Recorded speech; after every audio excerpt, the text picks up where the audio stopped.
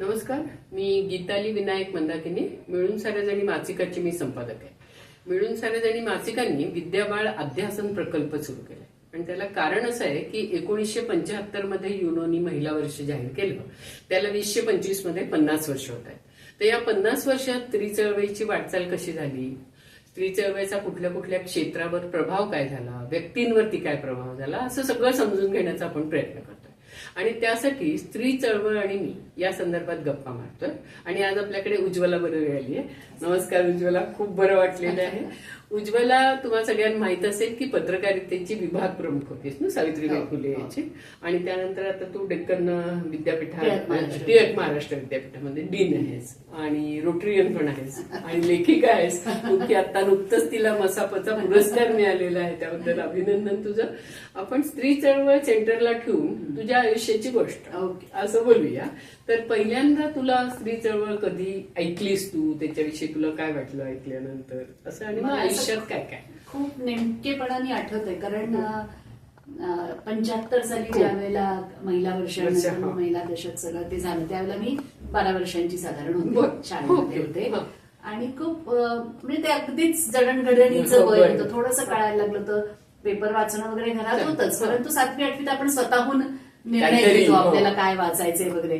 तर त्यावेळेला ही चर्चा अगदी मला आठवते स्पष्टपणे की अरे महिला वर्ष झालेलं आहे. मग त्या निमित्तानं शाळेमध्ये पण आमच्या वक्तृत्व स्पर्धांमध्ये हा विषय दिलेला होता. कुठली शाळा तुझी? अहिल्यादेवी, पुण्यामध्येच. आणि होते मी पहिल्यापासून जरा स्पर्धांमधनं भाग घ्यायची. आणि मग स्पर्धेला विषय दिलाय म्हटलं त्या निमित्तानं अभ्यास केला जातो, वाचलं जातं. त्यामुळे ते अगदी आठवते की त्यावेळेला अशा प्रकारच्या सगळ्या विचारांना सुरुवात झाली, किंवा आपण मुलगी आहोत याची जाणीव पण होण्याचं ते वय होतं. बरोबर. आणि घरात आम्ही दोघी मुलीच होतो, म्हणजे मी आणि माझी बहीण. आणि त्यामुळे तसा भेदभाव वगैरे कधी घरात बघितलेला नव्हता, किंवा भावाला वेगळं वागवत होते किंवा नाही. मुलींच्या शाळेत असल्याने तोही कधी प्रश्न आला नाही. त्यामुळे सगळं एकंदर विश्व आसपास प्रामुख्यानं बायकांचंच होतं. म्हणून असं कधी भेदभावाची वगैरे जाणीव नव्हती. किंवा अदरवाईज सुद्धा घरातनं आई वडिलांचंही अगदीच काही नाही. म्हणजे दोघेही स्वतः चांगले उत्तम वाचक होते, लेखक होते, मोकळ्या विचारांचे होते. म्हणजे माझ्या बहिणीमध्ये आणि माझ्यामध्ये एकंदर वृत्तीत बऱ्यापैकी फरक होता, पण तो त्यांनी दोघींना जसं तुम्ही आहात तसेच.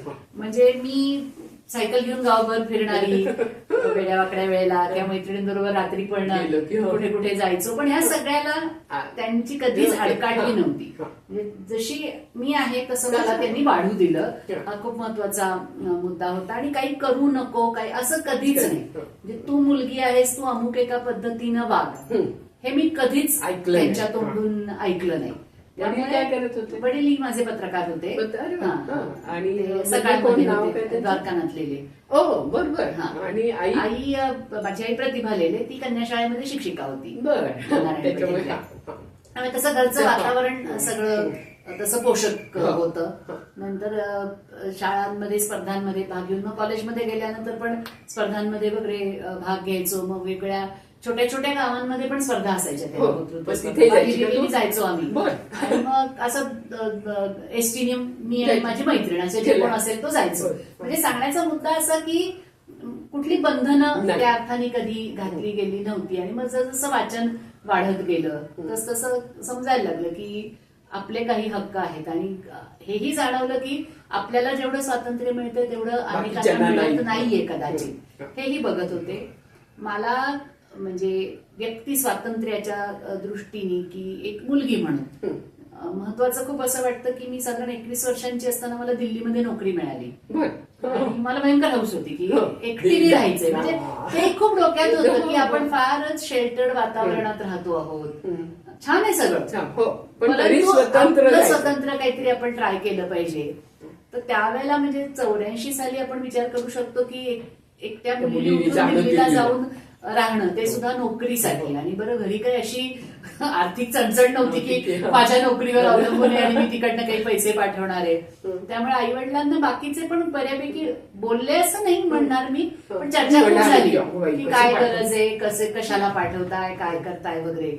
पण म्हणजे माझा पक्का निर्णय होता, आई वडिलांचा अगदीच पाठिंबा होता की तू जा. फक्त ते माझं म्हणलं होते की काहीतरी सिद्ध करायचंय म्हणून जाऊ नकोस, नको. की ज्या क्षणी तुला असं वाटतं की वाटेल की आपल्याला नको, झेपत तर नाही, ये. तर तू ये परत. त्याच्यात काही तू पराभव मानू उगीच, नकोस हो. की मी एवढी अगदी गेले खूप टामटूम महत्वाचं आहे ना, हे करत, सांगू हा, नको. की टामटूम करत मी गेले आणि गेला आता मी आणि- परत हो. कशी येऊ, तर असं काही काही नाहीये, नाही. काही हरकत नाही, पण तू जा. जा. हा. तर त्यावेळेला मग एकटीने तिथे जाणं, जागा शोधणं, हो. राहणं, बापरे. छोटस एक स्वयंपाकघर थाटणं, अरे वा. आणि आकाशवाणीत मी नोकरीला होते. हो. माझ्या कामाच्या वेळात तशा हम्म. अडीड्या असायच्या. म्हणजे पहाटे 5ला जायला लागायचं, हो. कारण सकाळच्या बुलेटिनसाठी, मग संध्याकाळचं उशिराचं बुलेटिन असायचं, हम्म. आणि हे सगळं दिल्लीतलं थोडंसं वातावरण, असुरक्षित हो, थोडं. वातावरण वगैरे. तर त्यावेळेला लक्षात आलं की असतात काही आव्हानं. म्हणजे हो. दिल्लीत गेल्यानंतर असे अनुभव आले की एकटी मुलगी आलेली आहे, हो. तरुण आहे, म्हणून काही पुरुषांनी थोडासा प्रयत्न काही करणं. हात करण्याचा, काहीतरी करण्याचा प्रयत्न केला. हो. तर अशा लोकांना कसं आपण चार हात Tackle दूर करायचं. ठेवायचं, कसं राहायचं, हे सगळे अनुभव त्याच्यातून येत गेले. आणि पण पुण्यासारख्या म्हणजे एक काय म्हणतो आपण, जे काय सांस्कृतिक हो, हो, माहोल हो. आहे त्याच्यातून दिल्लीला जाणं हा हा. तुला एका अर्थाने कल्चरल शॉक सुद्धा हो, असेल ना. हो, हो. तर तो तर- कसा तू केलास हँडल? मनातनं खूप इच्छा होती, त्यामुळे हा. जर थोडीशी नाराजी माझ्या बाजूनी असती तर येणारी प्रत्येक लगेच. गोष्ट मला आवडली तशी नसती बघा. कदाचित. हा. त्यामुळे मी मोकळ्याने गेले होते हा, की हा. नाही बाबा, आपल्याला हवं आहे हे, हा. आपणहून इथे आलेलो आहोत. आणि कल्चरल शॉक मध्ये मला जाणवलं की बायकांचं सुद्धा तिथल्या काही बघ, ते हो, जास्ती थोड्या पारंपरिक हो. विचार करणाऱ्या, हो. म्हणजे एकटीच राहतेस का, अशी कशी राहतेस, मग लग्न कधी करणार, मग वगैरे असे असेच सहज नेहमी. बोललं जातं. हो. म्हणजे मला असं जाणवायचं की पुण्यात ज्या वर्तुळांमध्ये मी वावरत होते तिथे असं बोललं जायचं, पण थोडंसं दबकून दबकून, दबकून. हा. तिथे मात्र काही नाही, पारंपरिक खुल्लम खुल्ला. विचार खुल्लम खुल्ला. धडकन, हा, की खुल्लम खुल्ला बोलायचं जणू तेच आहे. म्हणजे हो. इन जनरल समाजाविषयी जर बोलायचं झालं तर म्हणजे तिथे मी असं बघितलं की कोणाची तरी ओळख आणि वशिला असणं आणि सरकारी नोकरी हो. मिळवणं हे कॉमन आहे. हा कॉमन आहे. आणि तिथे मी राजरोज स्वीकारलेलं आहे. म्हणजे मला तोंडावर विचारलंय, अच्छा आकाशवाणीत नोकरी मिळाली, कोणाचा वशिला होता? हे मी पहिल्यांदा ऐकलं तेव्हा मला भयंकर अपमान झाल्यासारखं वाटलं होतं. पण मग नंतर हा समाज कळत गेला की तिथे हे गृहीतच धरलेलं आहे. इतकं ते सगळी बचबचपुरी आहे, हे असं थोडं थोडं शिक्षण होत होतं.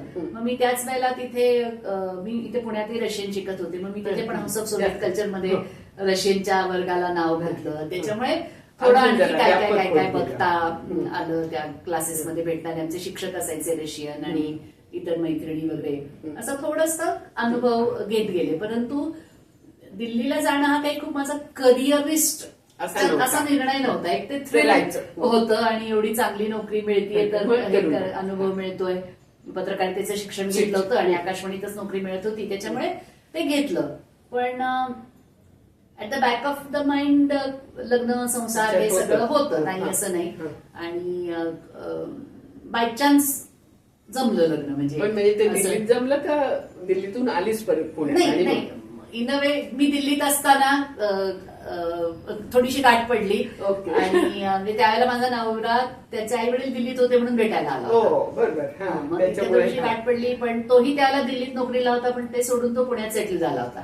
ओके. आणि असं मग विचार केला की आपल्यालाही काय करायचं आहे वगैरे. आणि मग त्याच्याही बाबतीत मला असं वाटलं की हा किंतु त्याच्या मनामध्ये किंवा त्याच्या आईवडिलांच्या पण मनामध्ये नव्हता की एकटी दिल्लीला 2 वर्ष राहतीये, हे करतीये, अशी मुलगी नको बाबा, असं म्हणजे हा एक प्लस मला असं एक दिलासा देणारं वाटलं की हे काही मला कोणाला समजून सांगायचं नाहीये की का बाबा मी अशी गेले काय. पण म्हणजे ते लव्ह मॅरेज आहे का? आणि नवरा काइंड ऑफ परिचयोत्तर घेऊ. अगदी लव्ह मॅरेज नाही म्हणणार, पण परिचयोत्तर म्हणजे आई वडिलांची त्याची पण गाठ पडली होती ट्रेन मधनं येताना वगैरे. असं सगळं काय काय काय काय झालं होतं. म्हणजे आधी कुटुंब माहिती झालं, व्यक्ती माहिती झाली, आणि मग हे दोघं एकमेकांना सुटेबल आहेत असं वाटल्याने मग भेटलो. आणि त्यामुळे ते एक म्हणजे त्यावेळेला तो एक दिलासा होता की कारण नाहीतर लग्न करून आपण ज्या घरात जाणार सगळं अननोन, तिथे काय विचार असतील, काय वातावरण असेल, अशी एक धास्ती असू शकते. पण सुदैवाने ते अंदाज आला होता. म्हणूनच रादर लग्नाला मी तयार झाले की असं काही नाहीये. कारण मी नेहमी आता मुलींची पण बोलताना म्हणते की समजा माझ्यावर काही बंधनं घातली असती तर काय, तर मी कशी वागले असते हे खूप हायपोथेटिकल हो हो बरोबर, म्हणजे हो, हो. घातलीच नाही त्यामुळे माझ्याकडे त्याचं उत्तर तर नाहीये. नाहीये, बरोबर, हो. पण काय झालं असतं नाही का, हा विचार मग करायला कशी वागली पाहिजे. असती, काय हा, केलं आपल्याला असतं, बरोबर. माहिती नाही. आणि माझी एक धारणा असते की आपण जे निर्णय घेतो त्याची जबाबदारी आपलीच आपली असते. म्हणजे आहे. मला हो. कधीच असं म्हणायला आवडत नाही की अमक्या तमक्यामुळे मी मुळे असं झालं. केलं. हा, बरोबर. हे नाही, जे काही केलं ते मी ठरवलं. अमके Finally माझी जबाबदारी आहे. मुळे मी तसा विचार केला असेल, पण फायनली विचार मी केला. हा, बरोबर. इतपत मी स्वतःला धरते. महत्व देणारी असं बरोबर, म्हणूया. चांगली गोष्ट आहे. त्याच्यामुळे तो निर्णय माझा होता आणि मग निर्णय घेतल्यानंतर आपण तो पार पडणं. मग मी लग्नानंतर शिकणं, नोकरी करणं हे सगळं करत गेलं. काही तिथे तसा काही प्रॉब्लेम पण नव्हता. तुम्ही दोघंच राहत होता लग्न झाल्यावर? सुरुवातीला सासू सासऱ्यांबरोबर राहत होते. होतो आणि मग 1-2 वर्षांनी आम्ही स्वतंत्र राहायला लागलो. तर मग मी म्हणजे लग्न झाल्या खरं म्हणजे मी शिकायला लागले. म्हणजे मी रशियनमध्ये MA बरं. केलं. ओके. कारण त्यावेळेचा थोडासा अनुभव असा आहे की माध्यमांमध्ये पुण्यात फारशा चांगल्या संधी नव्हत्या. म्हणजे मी आकाशवाणीला दिल्लीला नोकरी करून आल्यानंतर इथे मला ज्या प्रकारचं काम आवडलं असतं करायला तसं तितपत मिळत नव्हतं. कारण वर्तमानपत्रे एवढी नव्हती, आजच्या इतकी पण नव्हती त्यावेळेला. म्हणून मी म्हटलं की ठीक आहे, आपण शिक्षण तेही एक होतं, म्हणजे माझ्या आवडीचा विषय होता, ते केलं. मग नंतर मुली झाल्या, थोडंफार पार्ट टाइम काम करत होते वगैरे. असं करत करत हे होत गेलं. मग माझी मोठी मुलगी 5 वर्षाची आणि धाकटी मुलगी 2 वर्षांची असताना मला एका स्कॉलरशिपवर 3 महिने रशियाला जायला मिळणार होतं. तर तो पण मला असं वाटतं त्या दृष्टीने की आपल्या दृष्टीने म्हणजे स्त्री म्हणून एक महत्वाचा निर्णय होता.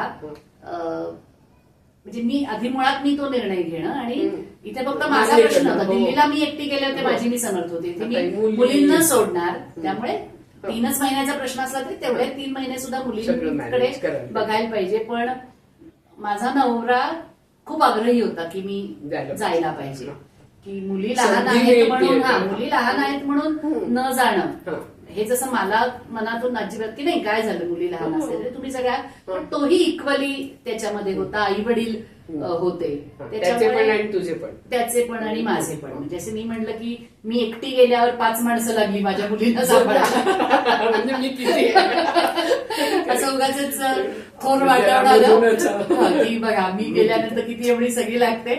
पण ते पण एक महत्वाचा निर्णय मला त्यावेळेला घ्यायला लागला. आणि मग त्यावेळेला मला असं वाटलं की एक आई जरी मी असले तरी माझ्या संधी मी नाकारण्याचं कारण नाहीये, नाही का. त्याला पर्यायी व्यवस्था करता येतात. आणि दुसरी गोष्ट, माझ्या वाचून अडणारे हा खूप दंभ आहे. तो दंभ असता कामा नाहीये मला की नाही असं काही नाही. वडिलांचे मुलींवर तेवढंच प्रेम आहे. आजी आजोबा आहेत. वडिलांचं प्रोफेशन काय होतं? म्हणजे ते इंजिनियर होते, ते कमिन्स मध्ये होते. त्यामुळे तशी स्टेडी नोकरी होती की ठरलेल्या वेळांमध्ये फिरती नव्हती. आई वडील सासू सासरे सगळे छान त्यावेळेस, त्यांची तब्येती आणि हे सगळं छान होतं. त्यामुळे ते होऊन गेलं. त्याही वेळेला मग थोडंसं लोकांचं ऐकावं लागलं की एवढं घडलंय का, एवढं काय अगदी वगैरे वगैरे. पण मग अशा गोष्टींकडे कसं दुर्लक्ष करायचं किंवा त्याला कसं तोंड द्यायचं, त्याचं काही कौतुक करणारेही काही जण होते, काही खंत करणाऱ्या पण बायका भेटल्या. बघ ना, मला पण अशी संधी आली होती पण जमलं नाही. म्हणजे काही वेळेला मीच गेले नाही किंवा काही वेळेला घरच्यांनी नाही म्हणलं. असे पण काही अनुभव त्याच्यामधनं येत गेले. पण तिथे रशियाला कसं वाटलं तुला गेल्यावर?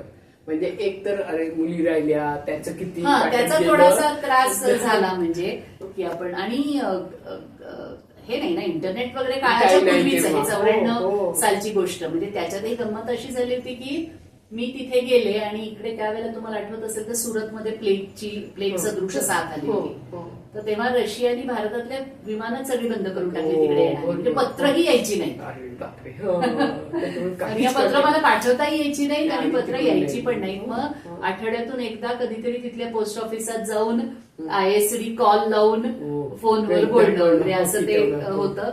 पण बेरेबल होतं. वाईट जरी वाटत असलं कधी कधी, कारण तिथे जे वेगवेगळे लोक भेटले, विशेषतः मी जिथे शिकत होते ते इंटरनॅशनल स्टुडंट सेंटर होतं. त्यामुळे सगळ्या देशांमधनं आलेल्या मुली, बाकीचे मुली जास्ती होत्या, ते होते. त्यामुळे त्यांच्याशी बोलणं, ते जे एक्सपोजर आहे किंवा थोडा बघण्याचा दृष्टिकोन, म्हणजे जरी आपण कथा कादंबऱ्या सिनेमातून पाहत असलो की बॉयफ्रेंड्स असतात, लग्नाच्या आधीच संबंध येतात वगैरे, पण अशी प्रत्यक्ष लोक कधी बघितली नव्हती. तिथे त्या तशा मुली भेटल्या की आय हॅड अ बॉयफ्रेंड वगैरे असं, आणि मग मी काय केलं, मग तो असा नाही.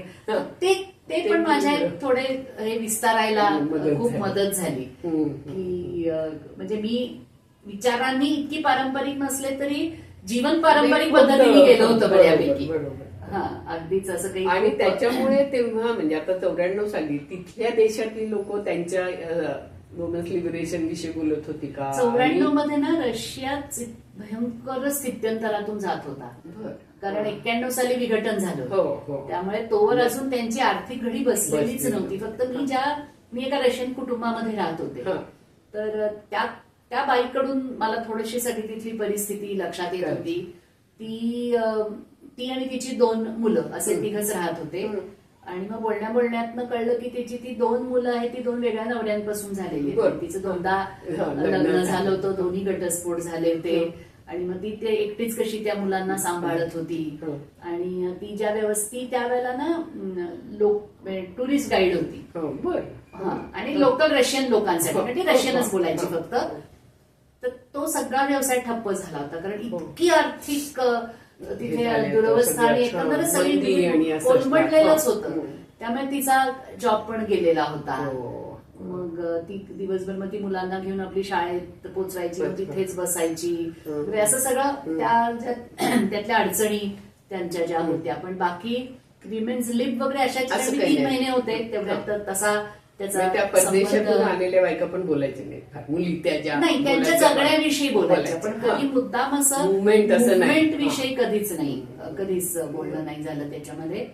पण जगणं कळत गेलं किंवा त्यांच्या बोलण्यातून की नाही. मग मी असर्ट केलं. म्हणजे एक जण माझी नॉर्वेची मैत्रीण होती, तर ती म्हणली की माझा बॉयफ्रेंड मला इकडे यायला नाही म्हणत होता की तू नको जाऊ, तर म्हणे आय ब्रोकअप विथ हिम. आणि म्हणजे म्हणली की एवढंही तो मला करू देत नाहीये, मग उद्या मूल झाल्यानंतर तो मला किती अडकवेल वगैरे. अशा चर्चांमधून वेगवेगळे विषय म्हणा, वेगवेगळ्या प्रकारे कसा निर्णय मुली घेतात किंवा समलैंगिकता पहिल्या म्हणजे कसं तिथे आमचा एक मित्र होता, तो गे होता, मग त्याच्याशी बोलणं व्हायचं, कारण असंच पुन्हा 94 सालापर्यंत प्रत्यक्ष कधी संबंध आलेला नव्हता. त्याच्यामुळे मग आणि तो मोकळेपणा, तो ऑस्ट्रेलियाचा होता पण तिथे आला होता शिकायला. मग त्यामुळे त्या गोष्टी थोड्याफार कळत गेल्या. प्रत्यक्ष काही संबंध आला त्याच्याविषयी मग विचार करणं झालं. आणि मग परत आल्यानंतर मग पत्रकारितेकडे आली परत. कारण पुण्यामध्ये त्यावेळेला पुणे वार्ता नावाचं एक व्हिडिओ दैनिक सुरू झालं होतं, तर मग तिथे मी काम करायला लागले.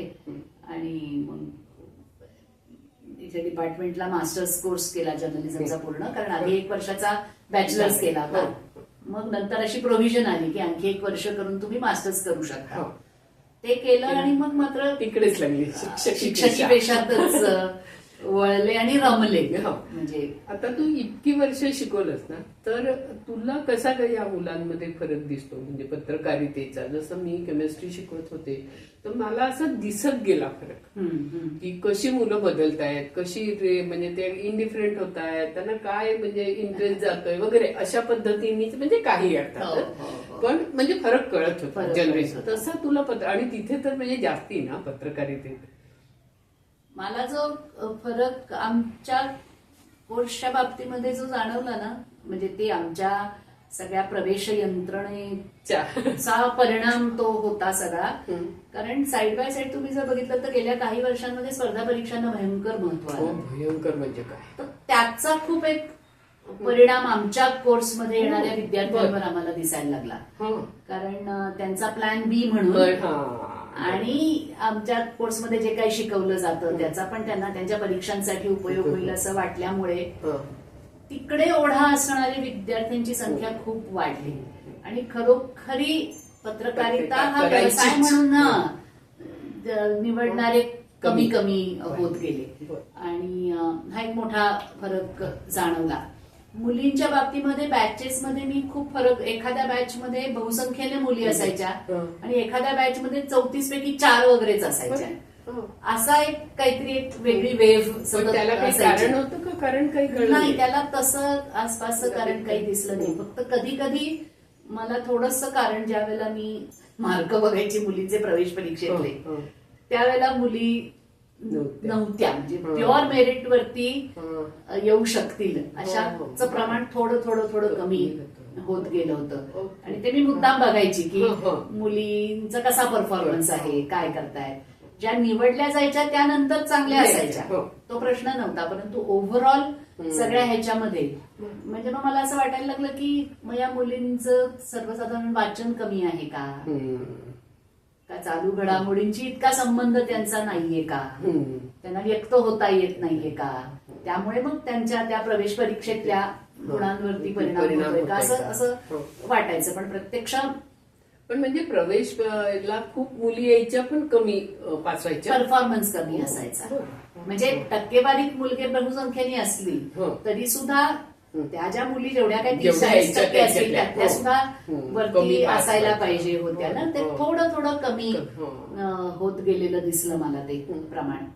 आणि फक्त कोर्समध्ये आलेल्या ज्या मुली असायच्या त्यातल्या बहुसंख्य मात्र धडाडीच्या, काहीतरी करणाऱ्या, किंवा सहसा उगाच मुलगी आहे म्हणून कारण फायदा अशा नव्हत्या. म्हणजे उलट जे सर्वत्र चित्र दिसतं तसं सिन्सिअरिटीच्या बाबतीमध्ये मग मुली थोड्या जास्ती सिन्सिअर असायच्या, हे तर नेहमी बघितलेलं आहे.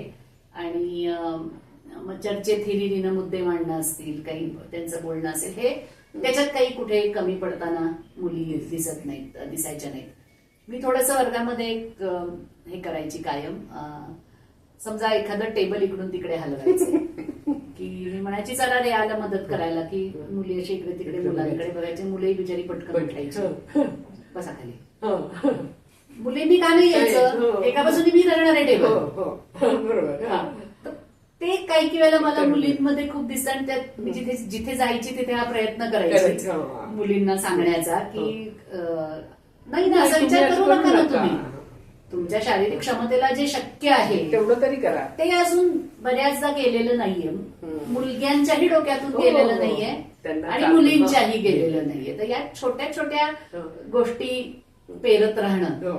आणि मी भाषा विषय पण शिकवायची, त्यामुळे मी त्याच्यामध्ये भाषेतून व्यक्त होणारा लिंगभाव किंवा ती विषमता याच्याविषयी मग थोडं जास्त बोललं जायचं की कशा पद्धतीने, जसं आता आपण इंग्लिशमध्ये दे वापरतो ना, म्हणजे पूर्वी आपण मग ही ऑब्लिक शी वगैरे लिहायला लागतं. माझं म्हणणं गरजच नाहीये, तुम्ही सिंग्युलर दे वापरा ना, नाही का. If they want to do it they can do it, मग कोणी का असेल.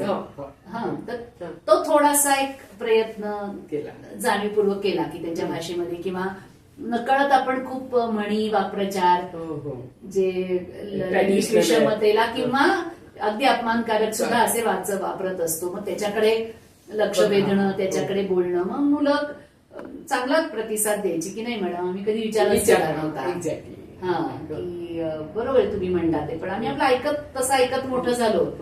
तर ते मला जरा बरं वाटलं. आणि मी तो मुद्दाम प्रयत्न करायचे की जे मी तशा अर्थाने स्त्रीवादी असले तरी चळवळीत कधी नव्हते, परंतु स्त्रीवाद काय आहे आणि का आवश्यक आहे आणि तो विचार सगळ्यांपर्यंत का पोहोचला पाहिजे, मुलींबरोबरच मुलग्यांपर्यंतही कसा पोहोचला पाहिजे याची एक जाणीव होती. आणि आमचे विद्यार्थी पुढे माध्यमात जाणारे तेही उलट त्यांचं लिखाण आणि त्यांचं सादरीकरण महत्वाचं ठरणार आहे असा विचार. त्यामुळे स्त्रीवाद हा विषय मी जरी शिकवत नसले तरी जे काही विषय माझ्याकडे होते त्याच्यामधून कसं आपल्याला थोडंसं पोहोचवता येईल. कारण जाहिराताविषयी मी शिकवायची, मग जाहिरातीमधलं बायकांचं ऑब्जेक्टिफिकेशन असेल, त्यातली भाषा असेल किंवा त्यातली एकंदर विषमता असेल, हे सगळं त्याविषयी थोडंसं मला बोलता आलं. पण एकूण तुमचा अभ्यासक्रम जो आहे, म्हणजे आपण असं जे म्हणतो की सगळा पेट्रिआर्कल आहे ढाचा अजून, तर तसं तिथे किती तुला जाणवलं आणि तो कसा बदलायचा प्रयत्न केला तू का स्कोप नव्हता किंवा नाही पेट्रियार्कल कशा म्हणजे आता जसं तू टेबलाचं उदाहरण दिलंस ना, तसं विषयांमध्ये सुद्धा उदाहरणं देत असताना असेल अभ्यासक्रमाच्या याच्यामध्ये किंवा अभ्यासक्रम घेत असताना कुठतरी पुरुष गृहीत धरणं की पत्रकार म्हणजे पुरुष म्हणजे ते होतं थोडंसं. आम्ही इतिहास शिकवत असताना स्वाभाविकच पुरुषांचा उल्लेख जास्ती येतो, परंतु जे काही विषय जेव्हा जेव्हा मला शक्य असायचं, जे विषय आम्ही काही त्यांना एखाद्या असाइनमेंटला देत असू, तर माझा प्रयत्न असायचा की त्याच्यात फिमेल अँगल आलाच पाहिजे. बरोबर. म्हणजे जर कोणी एखादं, म्हणजे मला एक उदाहरण सांगते की एका मुलीनी रस्त्यावरती म्हणजे काय street food street food vendors आणि स्ट्रीट फूड खाणारे पण विकणारे पण, तर त्याच्यात मी तिला म्हटलं की त्याच्यामध्ये तुझा एक चॅप्टर हा स्ट्रीट फूड वेंडर बायकांबद्दलही असलं पाहिजे, कारण त्यांचे प्रश्न वेगळे. बरोबर. हा की त्यांना जे काय करावं लागतं. त्यामुळे म्हणजे मी आमच्या स्टाफ मीटिंग मध्ये पण वगैरे किंवा इव्हन मुलांच्या याच्यात की नाही, आता हे माझा आता पेट विषय आलेला आहे की यातला फिमेल अँगल काय, आणि तो असलाच पाहिजे प्रत्येक ह्याला. त्यामुळे पत्रकारितेतल्या काही नीती मूल्य असतील हे असेल ते सगळं करत असताना त्यातला फिमेल अँगल बघितला पाहिजे, या बाबतीत मी आग्रही होते.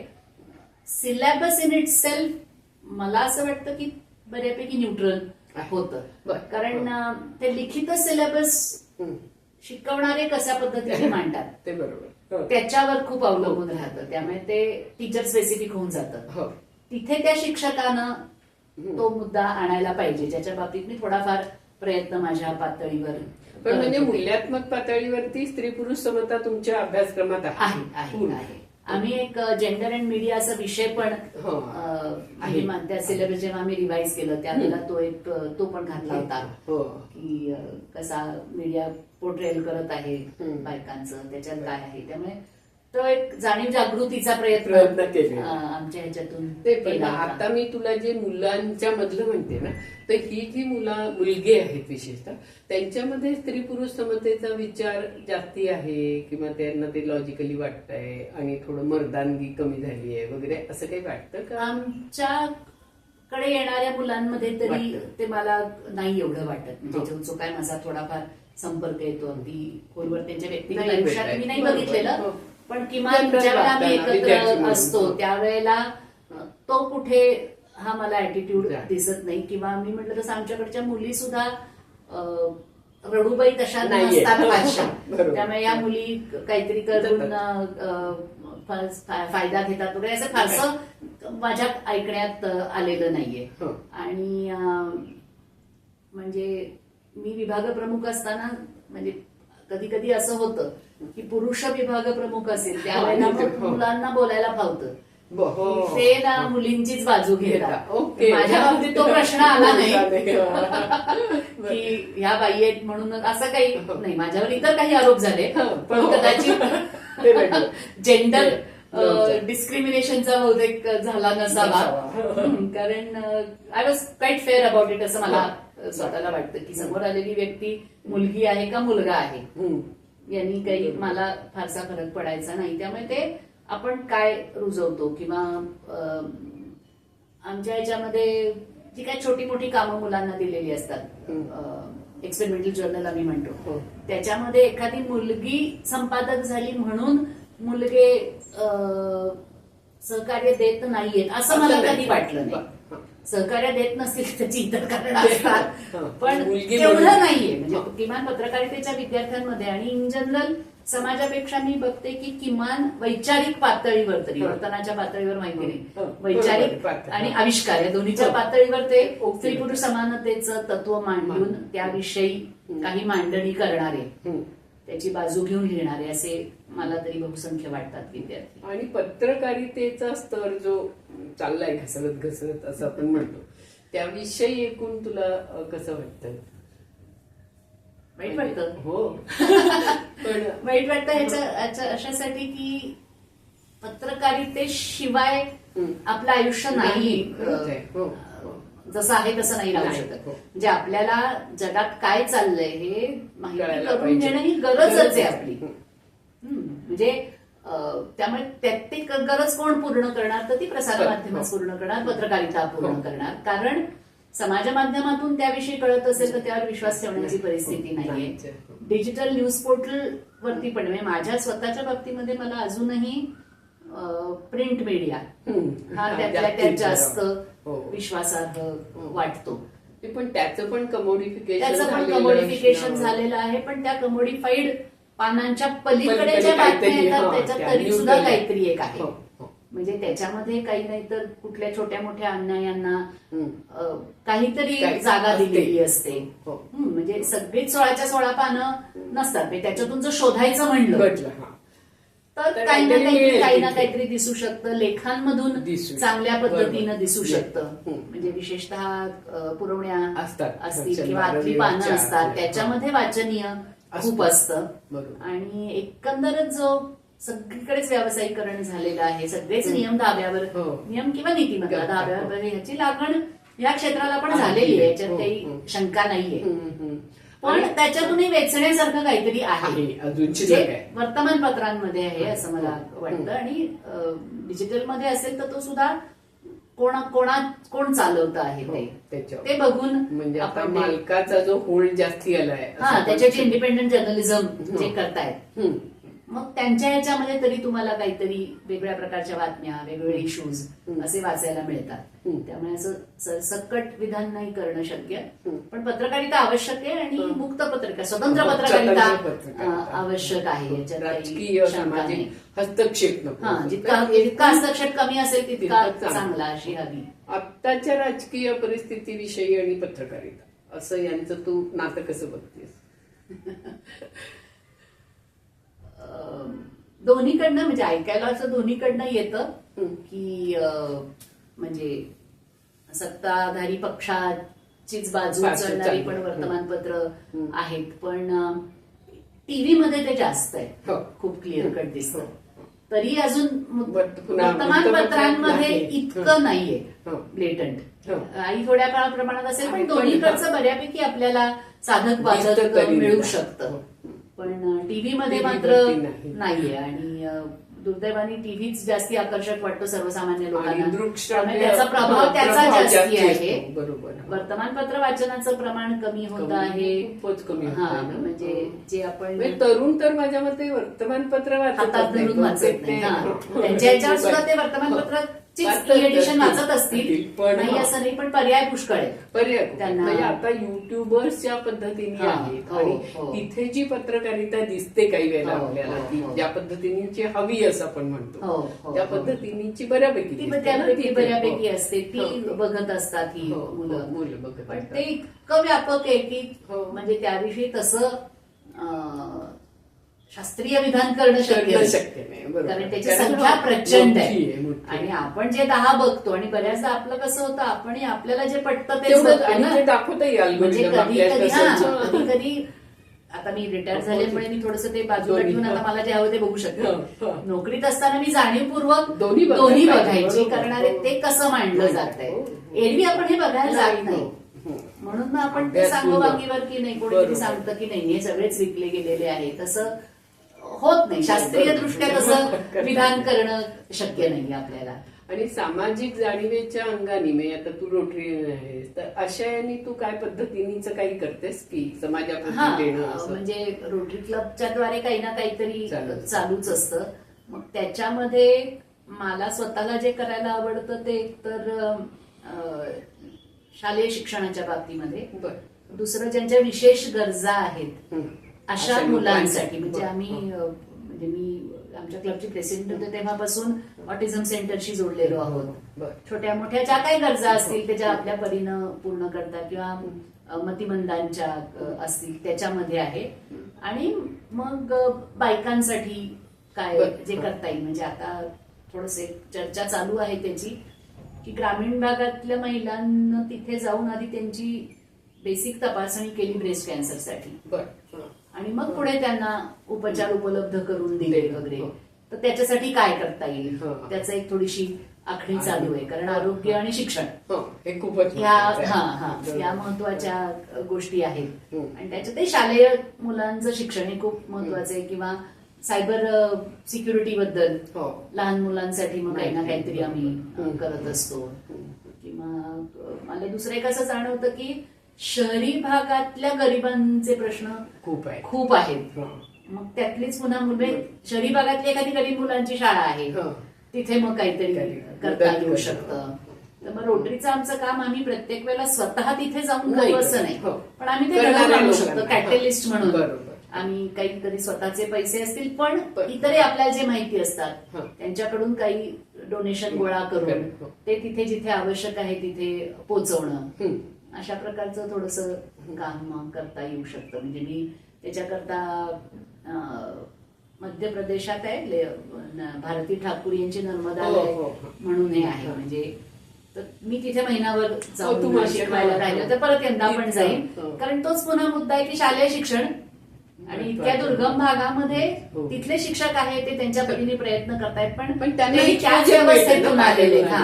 तेही त्याच व्यवस्थेतून आलेले, त्यांनाही तेवढी सवड नाहीये. तर मग आपल्याला ते मग स्वतः करण्यासारखं काम आहे. तिथे जाऊन महिना 1.5 महिने तुम्ही शिकवा मुलांना, काही नवीन एक्सपोजर द्या, हे करा.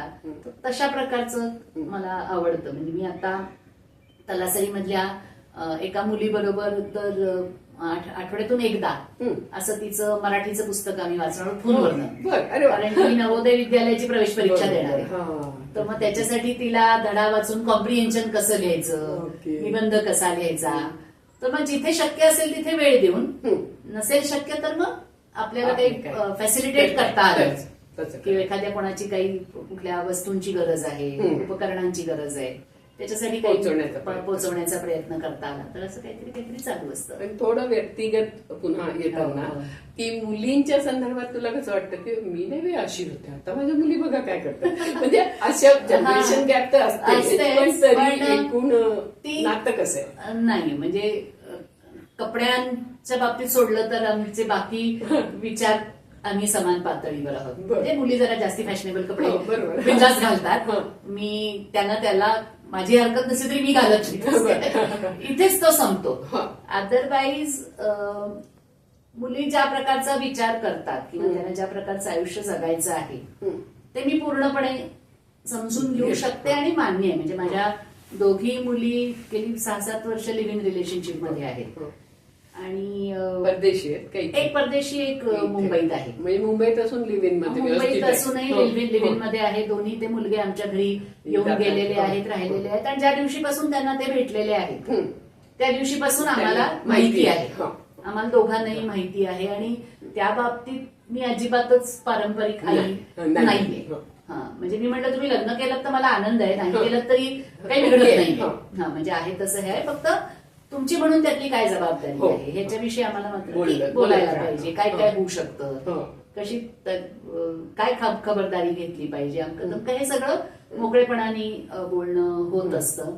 मुली जे काय ऐकतात वाचतात, म्हणजे मुली सुद्धा कधीतरी असं म्हणजे परवा कोणातरी सांगताना मुलगी म्हणाली की मी मैत्रिणींना अगदी अभिमानाने सांगते की आम्ही लहान असताना आमची आई रशियाला गेली होती. त्यांच्या दृष्टीने एक तो आईने काहीतरी चांगलं आणि फार मोठी नाहीये, परंतु म्हणजे मला काय सांगायचं की हा किंतु नाहीये त्यांच्या मनामध्ये की तू तुझं स्वतःच बघितलंस आणि आम्हाला हे करून घेतलंस, असं काही नाहीये. सो आम्ही पूर्णपणे आम्ही जे काही करत असू त्याच्यात पूर्णपणे एकमेकींना पाठिंबा देतो. आवडत नसेल तर बोलतो आणि ते सांगून बोलतो की हे मला आवडलेलं नाहीये, पण तू ठरवलंयस ना तर मी आहे तुझ्या बरोबर, काही चुकलं त्याच्यात आम्ही आहोतच. हे इतपत मोकळेपणा आहे. बाकी इन जनरल जी समावेशकता आहे, म्हणजे मुलींचे त्यांनी बॉयफ्रेंड्स निवडले त्यावेळेला ती व्यक्ती कोण आहे याचाच आमचा काहीच संबंध नव्हता, कोणीही असू दे. त्यामुळे आम्ही त्याचा विचारही केला नाही आणि त्याविषयी बोलण्याचे काही संबंध नाही की तुम्ही ठरवलाय योग्य आहे, फक्त माणूस चांगला पाहिजे, आपलं एक बेसिक हे असतंच, पण तुम्ही निवडला आहे ते करा. तो मोकळेपणा खूप आहे. इन जनरल समलैंगिक संबंधांबद्दल वगैरे पण खूप चर्चा होतात, त्यामुळे लेटेस्ट ट्रेंड्स आहेत. म्हणजे मला खूप बरं वाटतं की मुली सुदैवाने त्या पण खूप वाचतात, पॉडकास्ट ऐकत असतात, त्यामुळे सध्याचे लेटेस्ट ट्रेंड्स मला त्यांच्यामुळे कळतात. हे मला खूप बरं वाटतं की नाही तर मग जनरल गप्पा नाही, आमच्या गप्पा या अशा प्रकारच्या खूप होत असतात. आणि परदेशातली मुलगी आणि इथली मुलगी असा फरक जाणवतोय तुला काही? म्हणजे एकूण तो जो कल्चरल असतो बघ, सोशल असतो, म्हणजे तिथलं वातावरण आणि इथलं वातावरण नाही फारसा तसा जाणवते. नाही. म्हणजे ही मुंबईत असल्यामुळे असेल कदाचित. हा. मुंबई शहर खूप स्वातंत्र्य देतं. कॉस्मॉपॉलिटियन तसं काही हे नाहीये. ते फ्रेंडली पण आहे एका हा, अर्थाने फक्त शहर. म्हणजे माझी मुलगी फिल्म लाईनीत असल्यामुळे मुंबईची जी आहे ती कॉस्ट्युम डिझायनर आहे, सिनेमासाठी काम करते. तर त्यावेळेला असं लक्षात आलं की एकट्या मुलीला जागा भाड्याने मिळणं हो, बरं. अवघड आहे आणि हा. फिल्म लाईनीतल्या तर अगदीच अजून. नाही. आणि ज्या वेळेला ती लिव्ह इन मध्ये आली त्यावेळेला तर आणि तिचं म्हणणं होतं की मी सांगू सांगून नका. हो, बरोबर. मी असं नाही सांगणार की मी सांगणार की मला हा. बॉयफ्रेंड आहे, तो येऊन राहतो, आम्ही एकत्र राहतो वगैरे. हा. त्यामुळे काही फ्लॅट मिळायचे नाही नाही हो असं सांगून तो मात्र एक अनुभव अनुभव आला. आणि जो परदेशी त्यांना काही एवढं पडत हा, नाही. परदेशी त्यांना तो काही संबंध येत नाही. आणि आता याच्यानंतर काय म्हणजे रिटायरमेंट झाली, आता तू इकडे आहेस म्हणालीस टिळक हो, वाडी टिळक म्हणून. महाराज तर किती काम आहे? थोडं नाही, ते ऑनररी हो. पोस्ट आहे ती. बरं. तर काही रेग्युलरली जायला लागत. आपणच काही अंगावर ओढवून घेतलं काम म्हणजे आपली सवय असेल हा, बहुतेक तर ते अंगावर पडतं. पण अन्यथा प्रवास खूप करायचा आहे. आणि थोडा लिहायचं आहे चालू आहे, किती? लिहायचं आहे, काही चालू असतं. चालू. काही ना काही कारणाने हम्म. मग चालू असतं. चला. आणि या आणि- सगळ्यात आता तुझा नवरा रिटायर तोही झाला रिटायर अजून? झालाय, तोही रिटायर आणि झालाय. मग रिटायरमेंट नंतर असं एक असतं ना ग की नवरा घरात आहे आता जास्ती किंवा काहीतरी होतं. म्हणजे तो माझ्यानी 4 वर्ष रिटायर झाला, त्यामुळे तो बरं. घरात रुळला होता. हो. हा, म्हणजे असं नाही झालं की मग तो घरात आहे आणि तू बाहेर आहेस असं हा, बरेच म्हणजे वेळ 4 झालं. वर्ष अशी झाली की हो. तो घरात आहे आणि मी आहे. आता मी घरात म्हणजे आता असल्यामुळे उलट त्याला विचारायला पाहिजे हा. की आता ही काय होतंय त्याचं तुझं? रुटीन त्याचं बसलेलं आहे. बसलेलं आहे. ओके. त्यामुळे तो नाही प्रश्न आला. उलट आता मी पण रिटायर असल्याने एकत्र कुठे जायला यायला वेळ लागू शकतो. पण तरी आमचे स्वतंत्र दोघांचे हे चालू आहे. म्हणजे त्याला त्या- सामाजिक कामाची किती आवड? तोही रोटरीमध्ये पूर्णपणे बरं, ऍक्टिव्ह आहे. बरं. आणि उलट म्हणजे रोटरीच्या निमित्ताने त्याला खूप त्याचं काम चांगला करतो. प्लॅटफॉर्म मिळालाय हा. काही ना काही सतत करत राहण्याचा. ते तो बरंच करत असतो त्याच्यात. म्हणजे विशेषतः यंदा त्यांनी तो आमच्या क्लबमध्ये काही काही अशा जबाबदारी असतात, तसं तो सोशल प्रोजेक्ट याच्याकडे यंदा आहेत. हो. तर त्यांनी ग्रामीण भागामध्ये बरेच बोरवेल रिचार्ज अरे वा. साठी खूप जणांशी म्हणजे बोलून त्याच्या- पैसे गोळा करून शिक्षण- हा म्हणजे त्याच्या त्याच्या ह्याच्यामध्ये फील्डमधला त्याला चांगला तो फायदा. ते काम बऱ्यापैकी करतोय आणि बिझी पण आहे त्याच्यामध्ये. बरं. पण सतत 24 तास एकत्र असलं पाहिजे असं नाही. नाही. या बाबतीत खूप बरं आहे. क्लॅरिटी आहे.